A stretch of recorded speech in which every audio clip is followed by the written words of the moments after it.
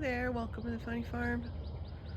It is in the 60s today with an overnight low in the 50s, and it's supposed to sprinkle off and on overnight and then drop back down to 42 tomorrow night. But while we're gonna have temps overnight in the 50s with some rain, I thought I would bring these plants out here while it's overcast and let them get some real rain from up above.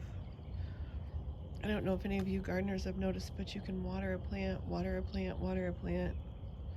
But when it gets real rain, then it just seems to go poof. So we're gonna let these get rained on tonight. And here's a little peek at what the baby chicks are looking like. We're getting a lot of feathers. Hi, girls.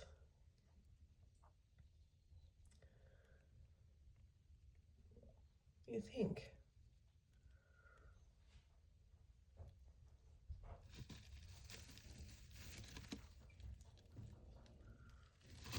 You hear me talking? Nap time. Oh, you stepped on your sister.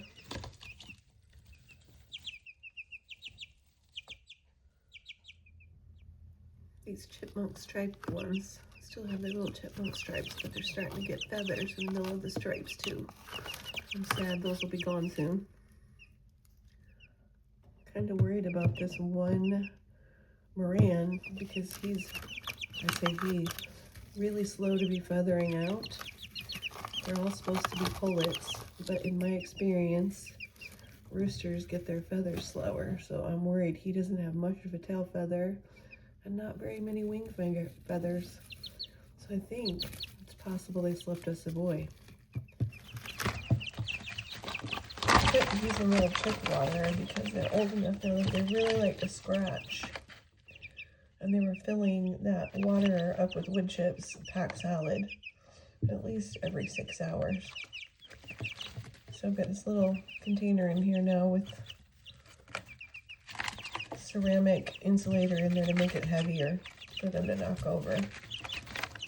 And I've been able to keep water for them this way. There goes my self pump again. April showers bring May flowers, right? Thanks for watching.